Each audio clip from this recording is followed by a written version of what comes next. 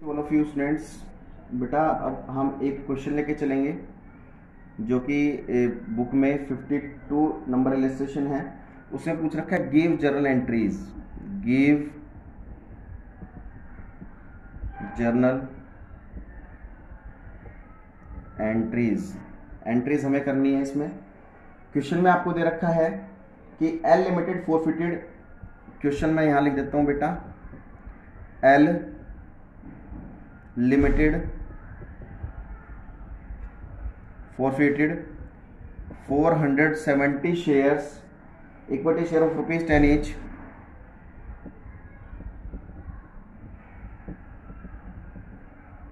of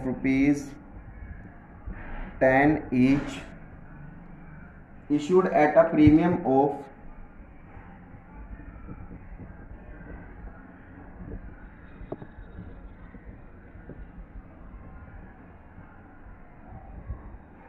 5 per share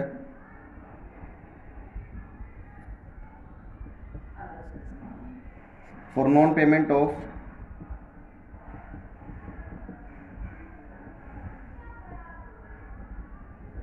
allotment money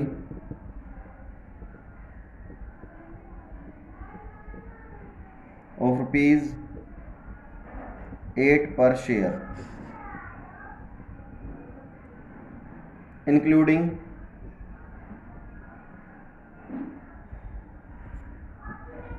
premium. ठीक है, including premium ₹5 पर शेयर।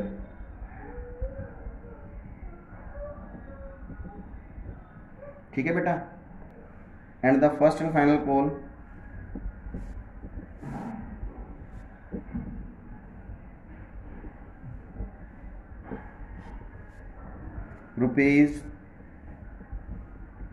₹5 पर शेयर। ठीक है बेटा, out of these 60 share were reissued. Out of these 60 shares were reissued eight ₹14 पर share. तो क्वेश्चन को देखते हैं कि एल लिमिटेड ने बेटा 470 इक्विटी शेयर फोरफीट किए थे, जिसकी एक शेयर की फेस वैल्यू ₹10 थी, जो कि हमने इशू कर रखा था बेटा ₹5 पर शेयर प्रीमियम पे इशू किए हुए थे। लेकिन उस सामने वाले व्यक्ति ने अलॉटमेंट मनी पे नहीं करी ₹8 के हिसाब से, जिसमें ₹5 प्रीमियम के भी इंक्लूड थे, और उसने फर्स्ट एंड फाइनल कॉल भी ₹5 के हिसाब से पे नहीं की है। उसमें से 60 शेयर को बेटा रीइश्यू कर दिया गया है 14 पर शेयर, यानी कि प्रीमियम पे कर दिया गया है, क्योंकि एक शेयर की फेस वैल्यू तो ₹10 थी, लेकिन हमने उसको रीइश्यू कितने में कर दिया, 14 में। तो प्रीमियम कितना बन गया बेटा, ₹4। तो ये बात ध्यान रखना कि हमारा ₹4 प्रीमियम बन गया।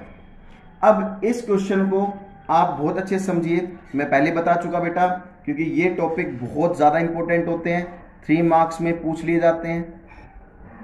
ठीक है, तो इन पर ध्यान देना भी, किस तरीके से हमें क्वेश्चन को सोल्व करना है। तो देखिए, जो सबसे पहली जो एंट्री हमारी होती है, सबसे पहली जो एंट्री होती है वो किसकी होती है, फोरफिटेड ऑफ शेयर्स की। फोरफिटेड ऑफ शेयर्स की एंट्री होती है हमारी। ठीक है, फोरफिटेड ऑफ शेयर्स की एंट्री क्या करेंगे, सबसे पहले एंट्री क्या हमारी बनती क्या है, share capital account debit,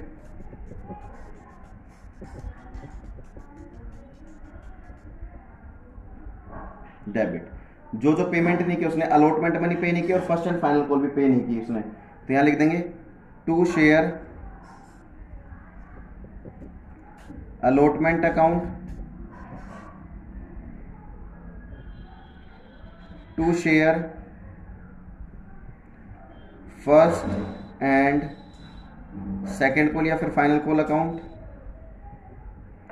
and to share forfeiture account. ये एंट्री हमारी। अब इसमें एक चीज देखिए बेटा, वो कह रहा है जो अलॉटमेंट मनी थी उसमें 5 रुपये प्रीमियम इंक्लूड था। तो मैंने आपको बताया था जब फोरफीट के समय जो हमारी सिक्योरिटी प्रीमियम होता है, फोरफीट के समय, फोरफीचर की एंट्री है, फोरफीट के समय अगर प्रीमियम दे रखा हो तो प्रीमियम का बैलेंस क्या हो जाता है, डेबिट हो जाता है। यहाँ लिख देंगे शेयर फोरफीचर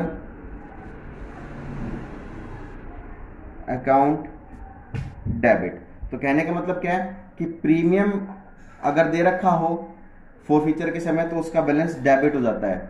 ठीक है, अब कैसे, कितने शेयर फोरफीट करें बेटा, 470 शेयर फोरफीट करें तो 470 इंटू एक शेयर की फेस वैल्यू कितनी, यहां पर हमेशा शेयर कैपिटल फेस वैल्यू लिखी जाती है, फेस वैल्यू कितनी है बेटा, 10 रुपए, तो यहां लिख देंगे 10 रुपए।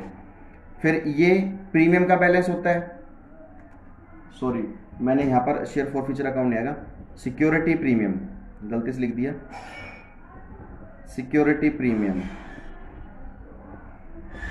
सिक्योरिटी प्रीमियम है ये।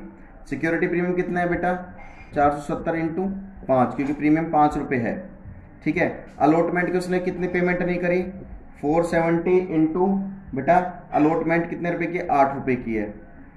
फर्स्ट एंड फाइनल कॉल कितने रुपए की है बेटा, फर्स्ट एंड फाइनल कॉल ₹5 की है। तो देखो टोटल 10 और 5 15 बन रहा है डेबिट बैलेंस, जिसमें से यहां पर 13 तो ये हो गया, तो बचा कितना, 470 इंटू 2 रुपए। ये बात समझ में आ रही है।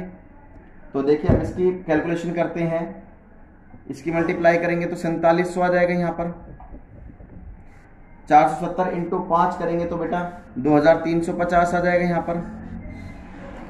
इसकी मल्टीप्लाई करेंगे तो 3760 आ जाएगा, इसकी इससे मल्टीप्लाई करेंगे तो 2350 आ जाएगा, और इसकी इससे मल्टीप्लाई करेंगे तो 940 आ जाएगा। ये टॉपिक आपको समझ में आ गया होगा अच्छे से।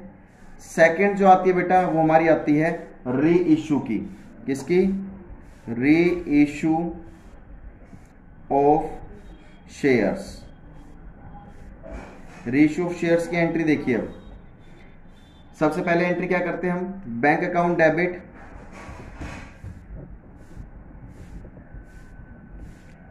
To share capital account and to security premium account. क्योंकि बेटा उसने वो 10 का शेयर कितने में रीशू किया है, रीशू की एंट्री करें 14 में किया है, तो 4 रुपए प्रीमियम हो गया हमारा। अब रीशू कितने कर रहा है वो, 60 शेयर, कितने रीशू कर रहा है, 60 शेयर, कितने में रीशू कर रहे हैं बेटा वो, 14 में। शेयर कैपिटल में ऑलवेज फेस वैल्यू आती है, ध्यान रखना बेटा, 60 इंटू 10, और प्रीमियम कितना है 60 इंटू 4। ये बात समझ में आ गई। तो यहां पे आ जाएगा 840, 600 और 240। ये बात समझ में आ गई होगी आपको। थर्ड एंट्री होती है ट्रांसफर टू कैपिटल रिजर्व की। थर्ड एंट्री किसकी आती है बेटा, transfer to capital reserve.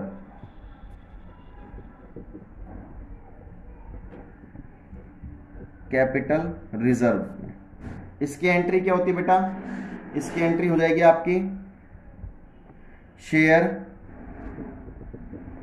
Forfeiture account debit